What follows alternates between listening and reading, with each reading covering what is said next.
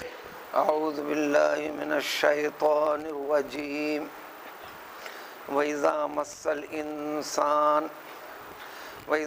الْإِنسَانَ الضُّرُّ دَعَانَا لِجَنبِهِ أَوْ قَاعِدًا أَوْ قَائِمًا فَلَمَّا كَشَفْنَا عَنْهُ ضُرَّهُ مَرَّ كَأَن لَّمْ يَدْعُنَا إِلَىٰ ضُرٍّ مَّسَّهُ كَذَٰلِكَ زُيِّنَ لِلْمُسْرِفِينَ مَا كَانُوا يَعْمَلُونَ۔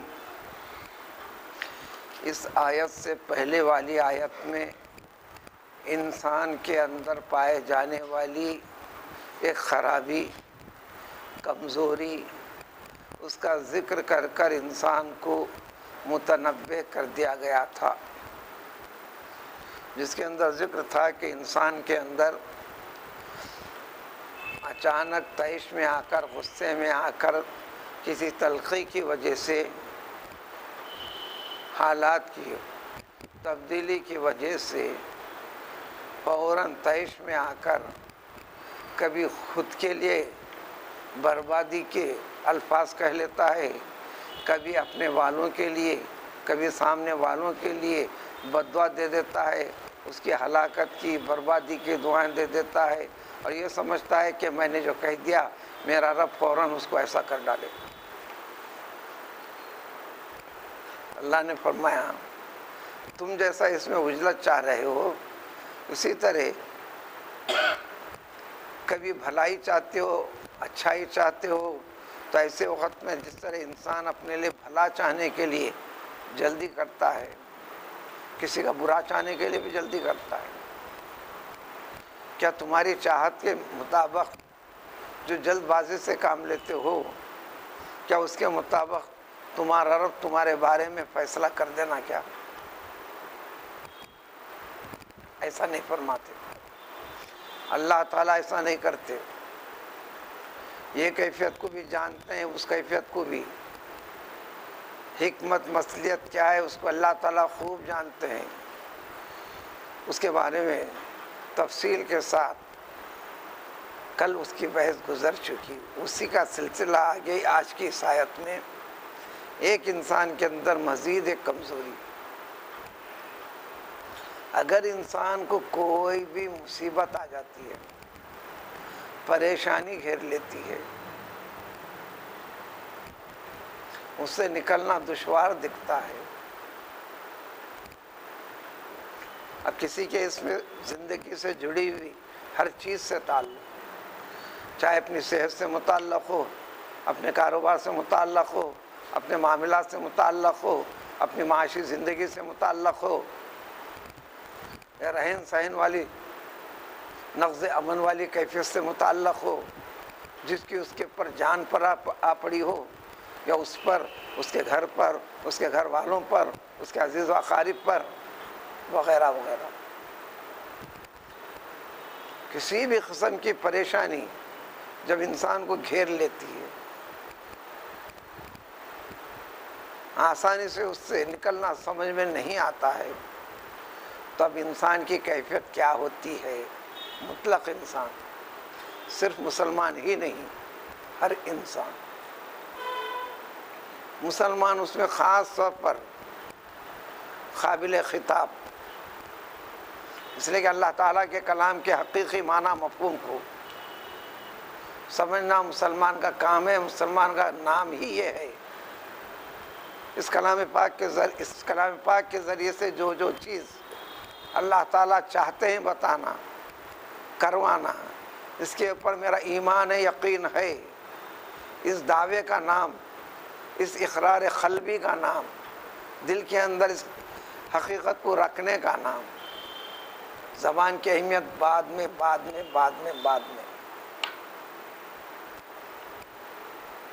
زبان کا اعتبار کچھ بھی نہیں جب تک دل سے نہ ہو۔ زبان آخری مرحلہ ہے جو دل کے اندر جو کیفیت، حقیقت، عقیدہ، فکر، جد و جہد جو بھی اس کے اندر پیدا ہوئی ہے، اس کو ظاہر کرنے کے لیے اس کا نام ہے زبان۔ پھر زبان کہنے کے بعد بھی سمجھنا چاہیے کہ خالی یہ زبان نہیں، زبان سے جیسے ظاہر ہوتا ہے، زبان سے انسان کے اعضاء انسان کی پریکٹیکل لائف، عام زندگی، کہنا الگ بات ہے، سننا الگ بات ہے، سنانا الگ بات ہے، کہلوانا الگ بات ہے، کرنا زندگی کے ہر پہلو میں جو کرتا ہے اس کو زبان بولیں گے. اس لیے آسانی سے بات سمجھ میں آ جائے گی. ایمان اور اسلام دونوں ایک ہیں، دو الگ بھی ہیں. ایمان کا راستہ اور منزل دل ہے. یہاں سے منزل شروع ہو کر اس کی زبان پر ختم ہوتی ہے. زبان کا مفہوم تو ابھی بتا دیا گیا. اور اسلام کی منزل شروع ہوتی ہے زبان سے، ختم ہوتی ہے دل پر. دونوں لازم ملزوم، دونوں لازم ملزوم. وہاں سے جڑی ہوئی بات ہونا. تو اللہ تعالیٰ فرماتے ہیں کہ جب ایسی کیفیت میں انسان گر جاتا ہے تو وہ سرتا پا خود سے نظر و نیاز بن جاتا ہے.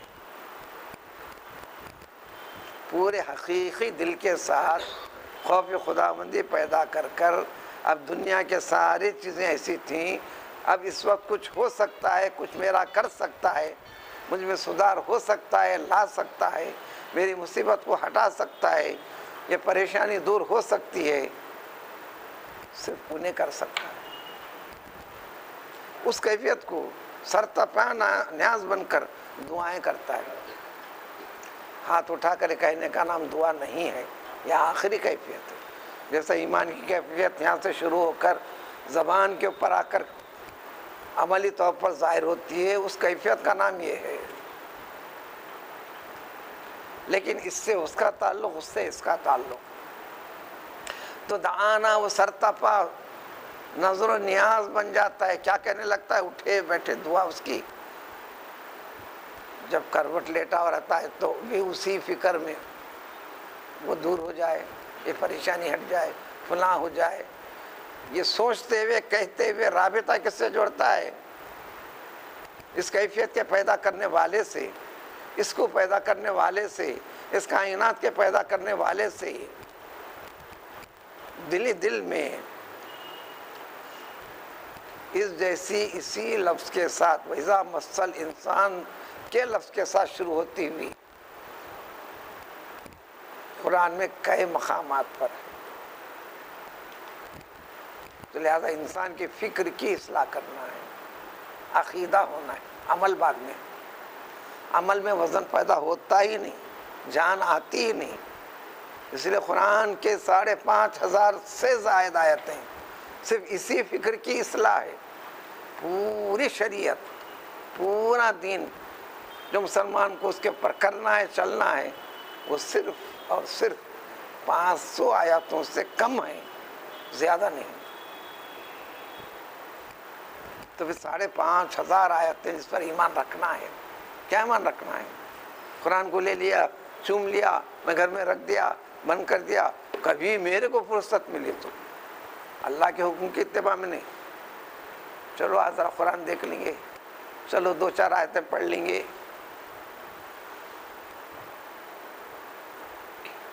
یہ مطلب قرآن کا رہا مسلمان کا.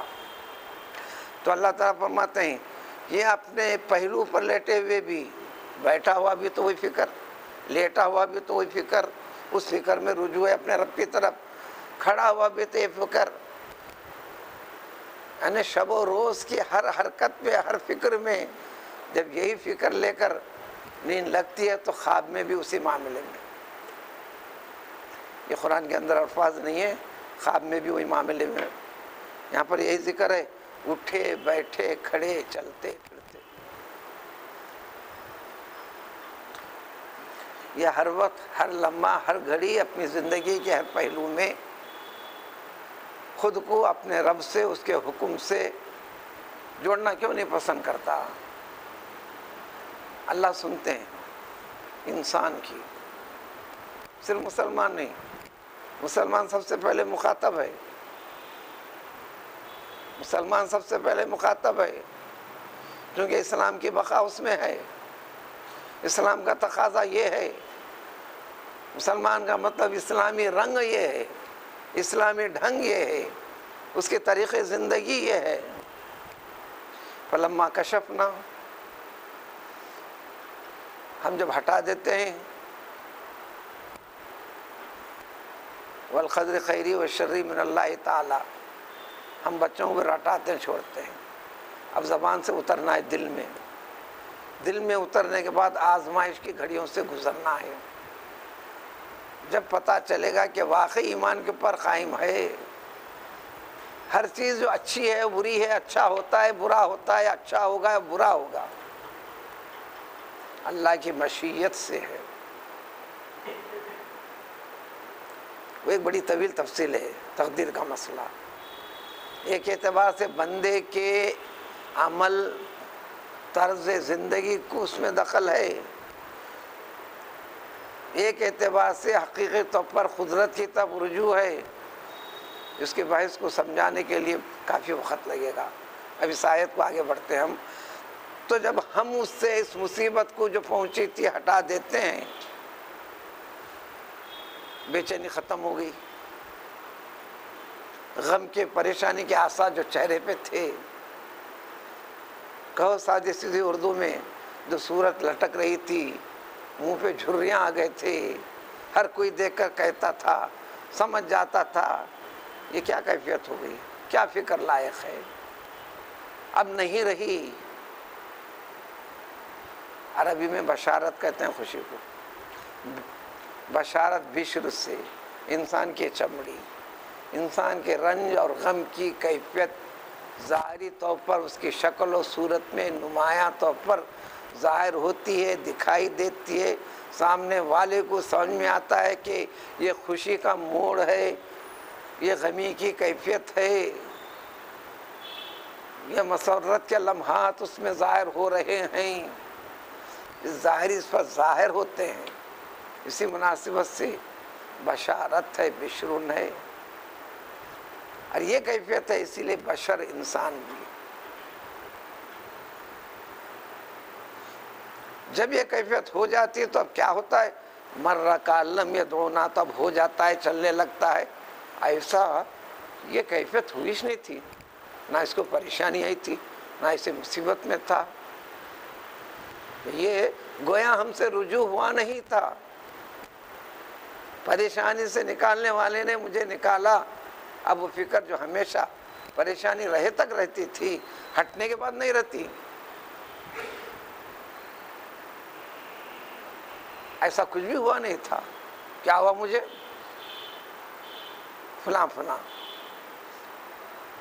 یہ انسان کی کمزوری کو بتا کر انسان کو متنبع کرتے ہیں، ہر انسان، مسلمان کو خاص طور پر۔ حدیث شریف میں کل مولود یولد علی الفطرۃ فابواہ یحودانہ او ینصرانہ او یمجسانہ او یشرکانہ او کما قال نبی علیہ الصلوۃ والسلام۔ ہر بچہ فطرت سلیمہ پر پیدا ہوا ہے، کوئی یہ عقیدہ وہ عقیدہ نہیں، سادی سیدھی کیفیت توحید باری تعالیٰ کی پیدا کی کیفیت پر ہے۔ اگر اس کے ماں باپ یعنی اس کا ماحول، اس کا خاندان یہودی ہوتے ہیں تو اپنے بچوں کو یہودی بنا دیتے ہیں، تربیت کرواتے ہیں۔ نصرانی عیسائی رہتے ہیں تو اپنے بچوں کو نصرانیت پر لے جاتے ہیں۔ مشرک ہوتے ہیں تو اپنے بچوں کو بچپن سے ہر حرکت پہ چل رہے، میں یوں کر رہا ہوں تو بھی یوں کر، میں پیشانی رکھتا ہوں تو بھی رکھ، میں چیختا ہوں تو بھی چیخ، میں نعرہ مارتا ہوں تو بھی مار، میں گالی دیتا ہوں تو بھی گالی دے، وغیرہ وغیرہ کیفیت۔ اب اس کے بعد ڈیش ڈیش ڈیش، اب ذمہ داری مسلمان کے اوپر، اور وہ سارے کے سارے طریقے پکڑ کے کان موڑ کے بنانے کی ضرورت بھی نہیں ہے، لیکن اسلام کے لیے بڑی محنت مشقت کرنا پڑتا ہے۔ اب ذمہ داری ہے مسلمان کو اپنے اولاد کو مسلمان بنائے۔ مسلمان کیا نام ہے؟ مسلمانی زندگی، مسلمانی طرز زندگی، مسلمانی طرز پر کاروبار، مسلمانی طرز پر ذمہ داری کو پوری کرنا، مسلمانی طرز پر معاملات کو نمٹنا، مسلمی طرز پر ازدواجی زندگی گزارنا. اس کے بعد پھر وہ 500 آیتوں کی تفسیر. یہ دیکھو دین میں یہ جائز ہے، یہ ناجائز ہے، یہ مکروہ ہے، یہ حلال ہے، یہ حرام ہے، اب سمجھ میں آئیں گا. اب بغیر سمجھ کے کرنے میں کیا ہے؟ اس لیے عبادت کرنے کے بعد حاصل ہونے والے ثواب میں ہر ایک الگ الگ ہے، الگ الگ ہے، الگ الگ ہے. جو سدھر جاتے ہیں ان کی کیفیت شان بڑی رہتی ہے، لیکن جو ایسی کیفیت پیدا کر ایسی چلاتی ہوئی زندگی میں لگ جاتے ہیں، کذالک زینا للمسرفین، یہ اپنی زندگی میں جو بے اعتدالی کرتے ہیں، ایک اس پر ٹکانا نہیں چاہتے، ان کے لیے تو دنیا بڑی ایسی اچھی لگتی ہے، اسی قسم کے عمل میں لگ پڑتے ہیں. اس لیے رسول اللہ صلی اللہ علیہ وسلم فرمایا ان الدنیا خلوۃ خضرۃ،